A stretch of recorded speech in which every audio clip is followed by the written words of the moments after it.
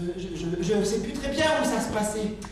Dans une église, dans un charnier, dans une poubelle,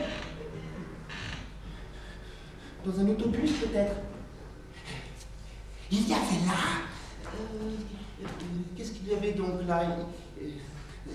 Des œufs, des tapis, des radis, des squelettes.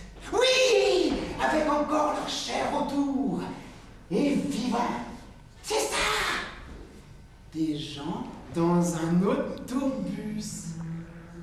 Il y en avait un ou deux qui se faisaient remarquer. Je ne sais plus très bien par quoi. Par sa mégalomanie, par son adiposité, par sa mélancolie. Mieux, par sa jeunesse, ornée d'un long nez, menton, pouce, cou, et d'un chapeau étrange. Étrange, vous avez dit étrange, comme c'est étrange. Il se prit de querelle avec sans doute un autre voyageur. Homme ou femme? Enfant ou vieillard? Cela se termina, cela finit bien par se terminer d'une façon quelconque. Probablement par la fuite d'un des deux adversaires. Je crois bien que c'est le même personnage que je rencontrais. Mais où?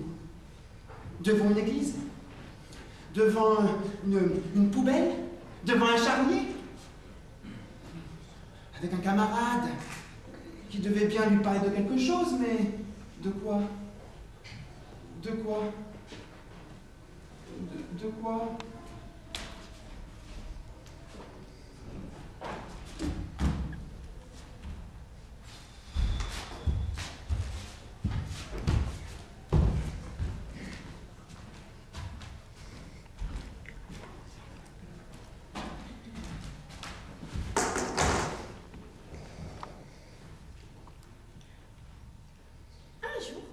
Je me promenais sur la plateforme d'un autobus violet. Il y avait là un jeune homme assez ridicule. Cou indigo, cordelière au chapeau. Tout d'un coup, il proteste contre un monsieur bleu. Il lui reproche notamment d'une voix verte de le bousculer chaque fois qu'il descend des jambes. Ceci dit, il se précipite vers une place jaune pour s'y asseoir. 2 heures plus tard, je le rencontre devant une gare en rangée. Il est avec un ami qui lui conseille de faire ajouter un bouton à son par-dessus rouge. Non, bleu, indigo, violet, vert, rouge. Mais non, pas du tout.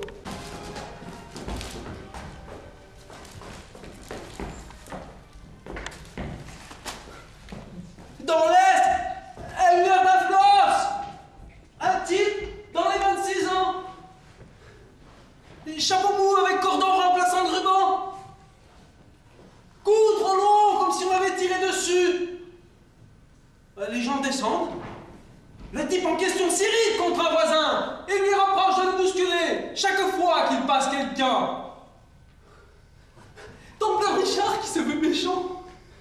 Puis, comme il voit une place vide, se précipite dessus. 2 heures plus tard, je le revois, cours de Rome devant la gare Saint-Lazare. Il est avec un camarade qui lui dit: tu devrais faire mettre un bouton à ton par-dessus. Lui montre où. À l'échancrure. Et pourquoi? Dans l'Est, à une heure d'influence, un type dans les 26 ans, chapeau mou avec cordon remplaçant le ruban, un cou trop long.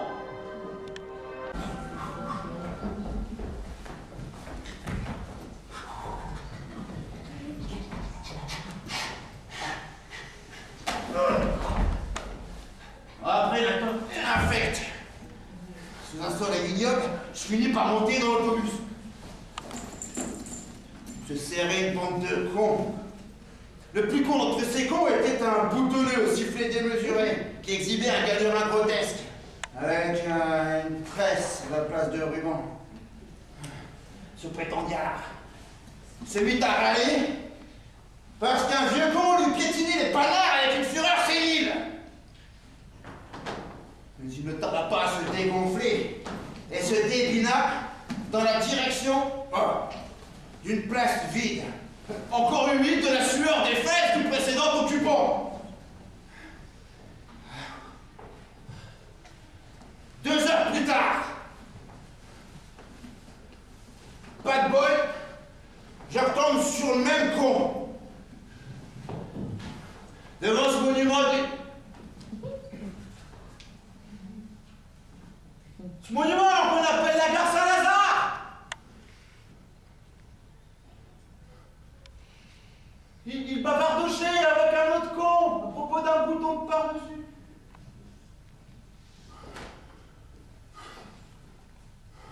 Moi je me dis qu'il ne fasse monter ou descendre son furon. Il sera toujours aussi con, ce sale con.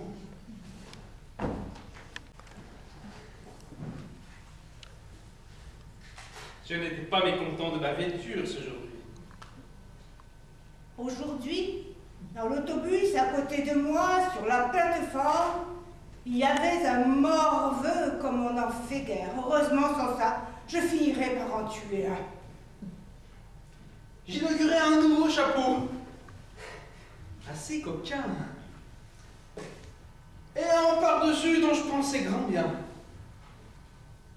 Celui-là, un gamin dans les 26-30 ans, m'irritait tout particulièrement. Non pas tant à cause de son grand cou de dindon déplumé que par la nature du ruban de son chapeau, ruban réduit à une sorte de ficelle de teinte aubergine. Rencontrer X devant la gare Saint-Lazare, qui tente de gâcher mon plaisir en essayant de démontrer que ce par-dessus est trop échancré et que j'y devrais faire rajouter un bouton supplémentaire. Ah, le salaud, ce qui me dégoûtait. Un peu auparavant, il n'a tout de même pas osé s'attaquer à mon couvre-chef. Comme il y avait beaucoup de monde à cette heure-là dans l'autobus, je profitais des bousculades qu'il y avait à la montée et à la descente pour lui enfoncer mon coude entre les côtelettes. Un peu auparavant, rembarrait de belle façon une sorte de goujat qui faisait exprès de me brutaliser chaque fois qu'il passait du monde, à la descente ou à la montée. Il finit par s'esbigner lâchement avant que je me décide à lui marcher sur les arpions pour lui faire les pieds. Cela se passait dans un de ces immondes autobus qui s'emplissent de populous, précisément aux heures où je dois consentir à les utiliser. Je lui aurais dit aussi, afin de le vexer, qu'il lui manquait un bouton à son par-dessus trop échancré.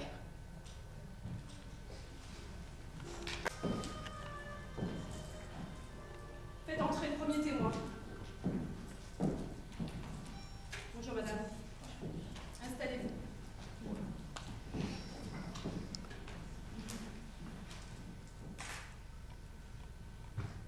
Moi je sais pas ce qu'on me veut, hein. Oui, j'ai pris l'Est à midi. Il y avait du monde. Bien sûr, hein, à cette heure-là. Un jeune homme avec un chapeau mou? C'est bien possible, hein. Je n'examine pas les gens sous le nez, hein. Je m'en fous. Un cordon tressé autour du chapeau? C'est peut-être une curiosité, hein, mais moi, ça me frappe pas tellement, hein. Un cordon tressé. Et ce serait disputé avec un autre monsieur? qui arrive, hein.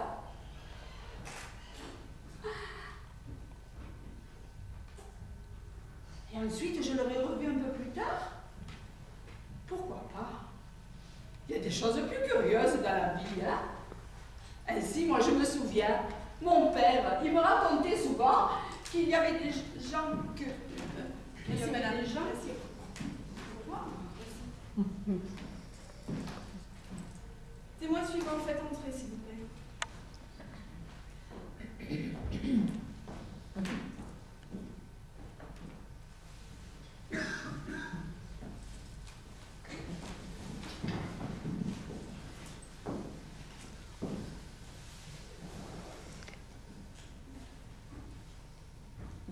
À quelle heure passa l'autobus de la ligne S de midi 23 direction Porte de Champéret?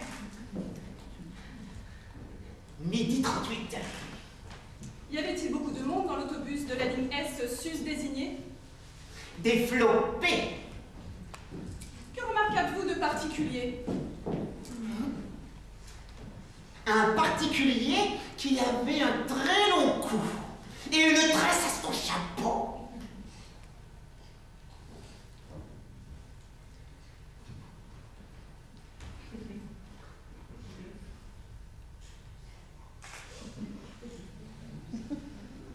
Son comportement était-il aussi singulier que sa mise et son anatomie? Tout d'abord, non, il était normal. Mais il s'est avéré être celui d'un cyclotémique paranoïaque, légèrement hypotendu, dans un état d'irritabilité hypergastrique. Comment cela se traduisit-il? Le jeune homme en question interpella son voisin sur un ton pleurnichard. Et il lui demanda s'il ne faisait pas exprès de lui piétiner les pieds chaque fois qu'il montait ou descendait en voyageur. Ce reproche était-il fondé?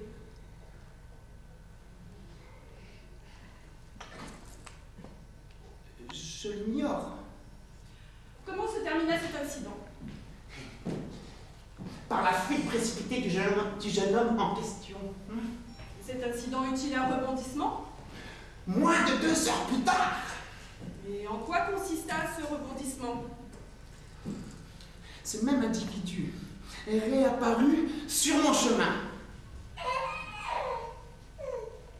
Où et comment le revis-vous?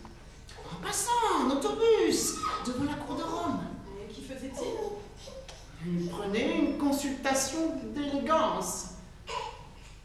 Merci, monsieur.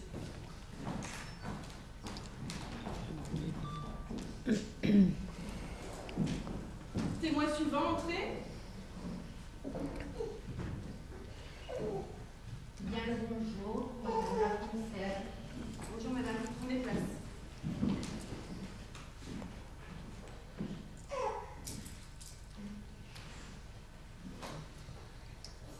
Je l'avions pas ce petit bout de papier avec un numéro dessus. Mais sommes tout de même montés dans cette carriole.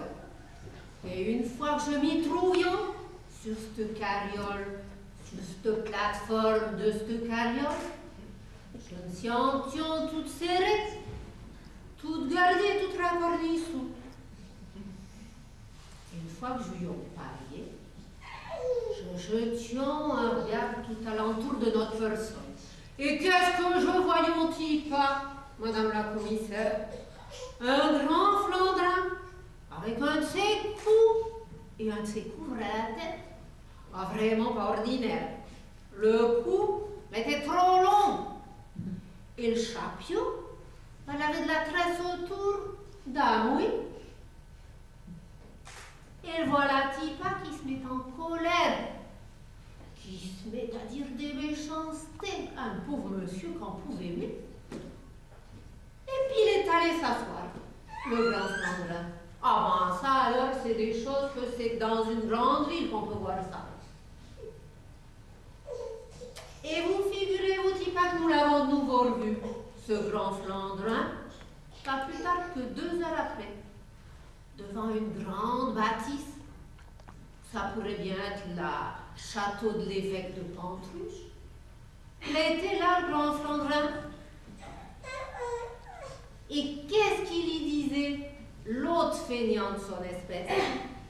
L'autre feignant de son espèce lui disait: tu devrais te faire rajouter, tu devrais te faire déplacer ce bouton, ça serait bien plus chouette. Voilà ce qu'il lui disait, l'autre feignant de son espèce. Voilà ce qu'il lui disait, voilà ce qu'il lui disait, l'autre feignant de son espèce.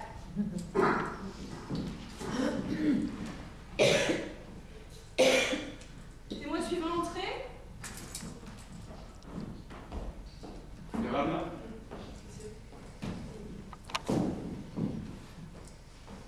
Buongiorno, il Penemerege, gli sai sulla piattaforma un autobus. E là, quello mi venisse su Giovannuomo, non è ancora, vedrà che sotto il cappello. Vedi poi Giovannuomo, il tragino poveri uomini, che da proverà nelle passerelle piene. E nelle passerelle non è male piene. Quand il vedi, tu sais dire, vuoi, il corriere se del là. A un'ordine, gli revedi che ascolti un bel musco inglese. E che la proverà nelle passerelle. E che sigla a proposito dei bottoni di Pardessus? Giorgio, prende Meriglia. Gli sai sulla piattaforma dell'autobus. E là, gli dice Giovannuomo. Oh no, che cosa, vedrà tre sotto due capelle. E il credito Giovannuomo, che la prevede vedere il resto delle piede. Quando il video si gli vuole, il corriere per salire sulla. Allora, che revedi, che ascolta un bel musco inglese. A proposito, i bottoni da parte sus. Che va?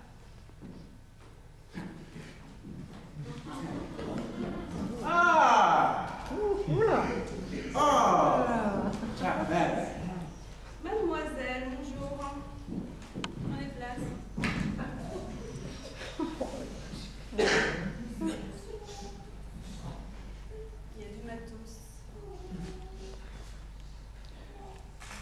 Et alors? Alors, l'autobus est arrivé. Et alors? Alors, j'ai monté dedans. Et alors? Alors, j'ai vu un citoyen qui m'a saisi l'œil. Ouais. Et alors? Et alors, j'ai vu son long cou et la tresse qu'il avait autour de son chapeau. Et alors? Alors, il s'est mis à pester contre son voisin qui lui marchait sur les pieds. Et alors? Alors, il est allé s'asseoir. Et alors? Alors? Alors, je l'ai revu plus tard. Je l'ai revu cours de Rome plus tard. Il était avec un copain. Et alors? Alors, il lui disait, le copain, il lui disait, tu devrais faire mettre un bouton à ton pantoufle. Alors, allez,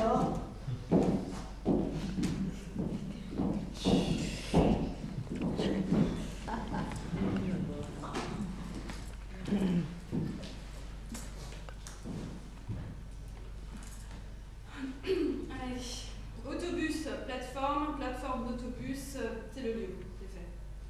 Midi, environ midi, c'est le temps. Voyageurs, querelle de voyageurs, c'est l'action.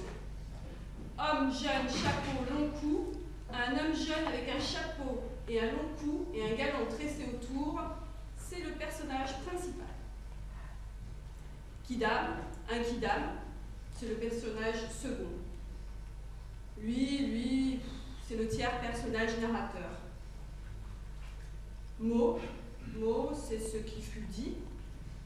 Place libre, place occupée, une place libre ensuite occupée, c'est le résultat.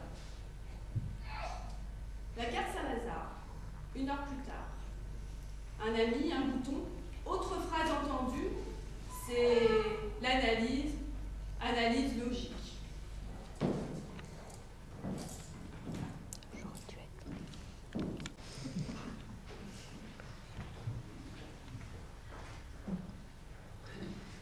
vers midi, je montais dans un autobus presque complet de la ligne S.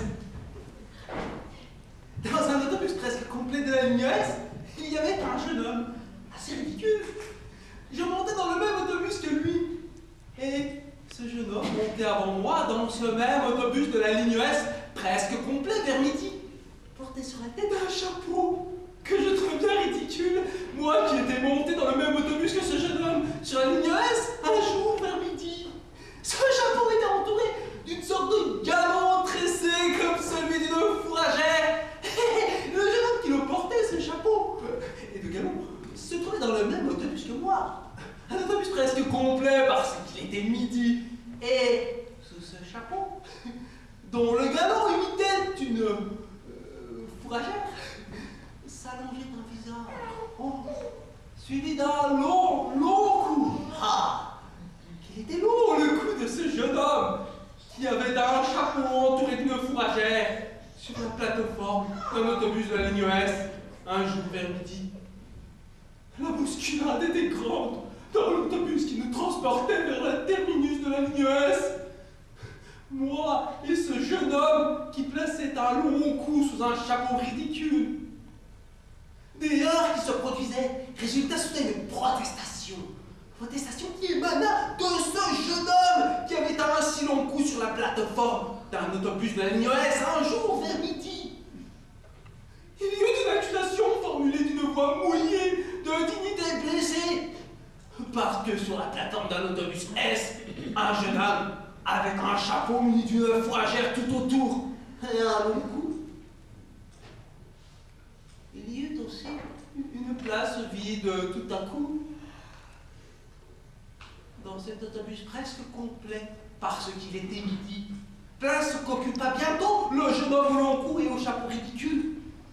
Place qu'il convoitait parce qu'il ne voulait plus se faire bousculer sur cette plateforme d'un autobus de la ligne S. 2 heures plus tard, je le revis devant la gare Saint-Lazare. Ce jeune homme que j'avais remarqué sur la plateforme d'un autobus de la ligne S. Ce jour même, vers midi, il était avec un compagnon de son acabit qui lui donnait un conseil relatif à un certain bouton de son par-dessus. Bon, l'autre écoutait attentivement. L'autre, c'est ce jeune homme qui avait une fourragère autour de son chapeau et que je vis sur la plateforme d'un autobus de la ligne S, presque complet. Un jour, vers midi.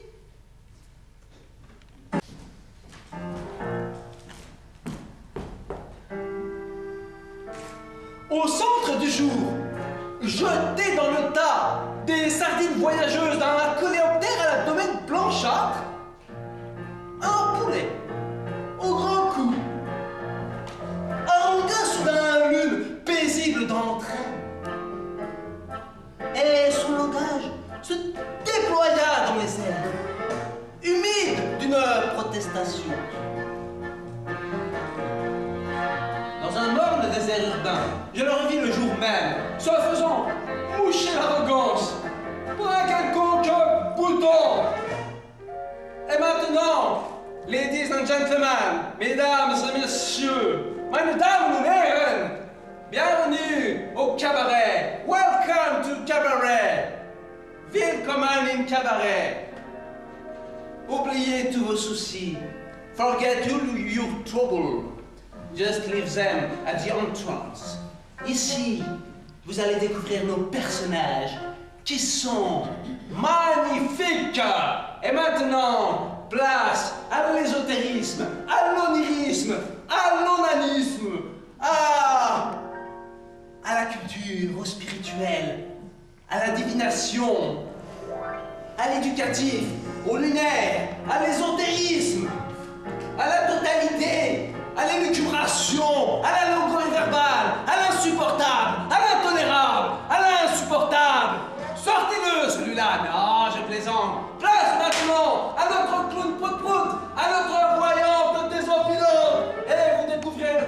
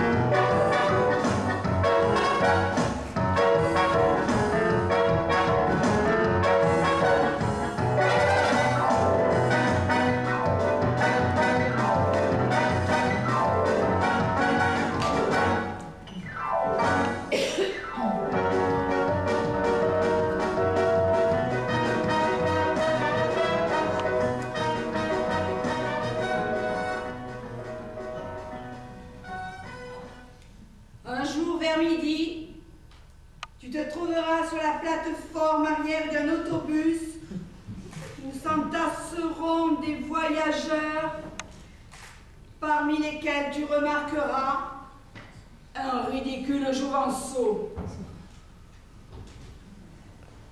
Long ou squelettique, point de ruban au feutre mou.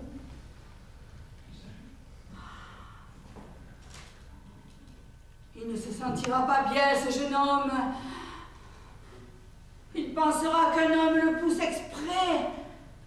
Chaque fois qu'il y a des gens qui passent, qui montent et qui descendent. Il le lui dira. Mais l'autre ne l'entendra pas. Méprisant. Le ridicule jouvenceau sera pris de panique et lui filera sous le nez vers une place libre.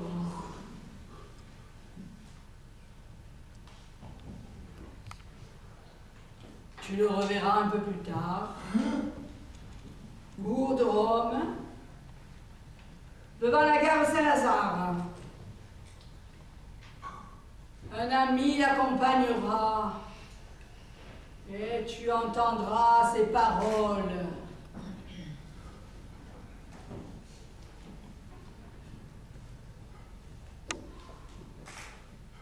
Ton par-dessus ne croise pas bien.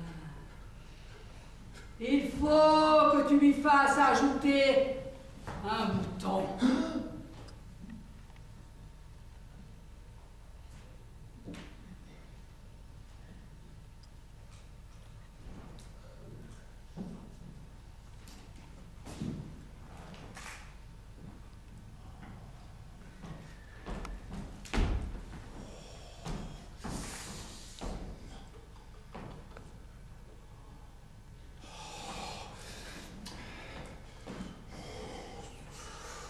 Sur la plateforme,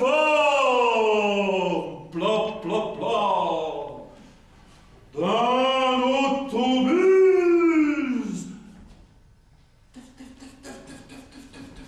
De la ligne S. Pour qui sont ces serpents qui sifflent sur... il était environ midi. Ding dong dong, ding dong dong. Un ridicule et faible, prout prout, qui avait un de ses couvre-chefs, fui, se tourna soudain vers son voisin, d'un air de colère.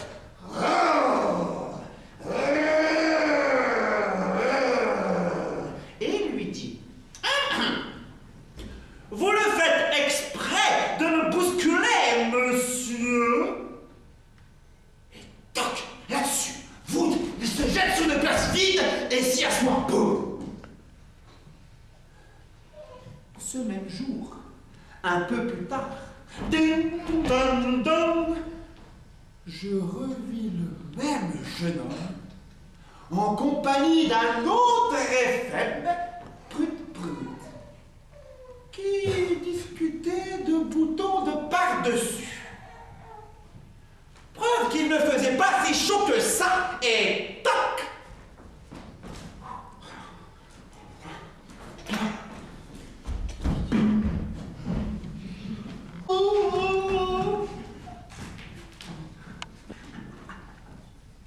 Il me semblait que tout fut brume et nacré autour de moi, avec des présences multiples et indistinctes, parmi lesquelles cependant se dessinait assez nettement la seule figure d'un homme jeune,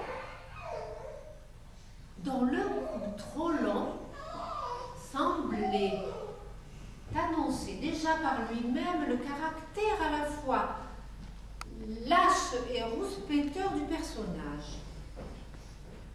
Le ruban de son chapeau était remplacé par une ficelle tressée. Il se disputait ensuite avec un individu que je ne voyais pas,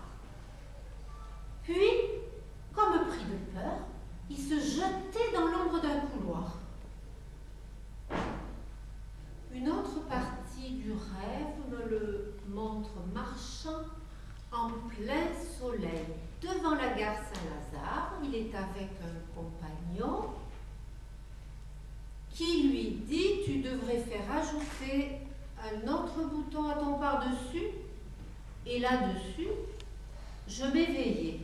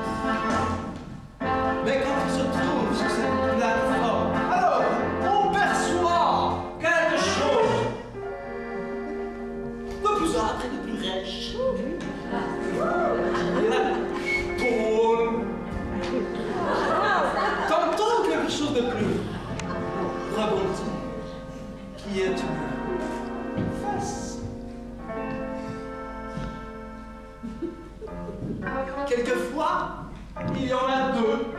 Alors, on met la phrase au pluriel.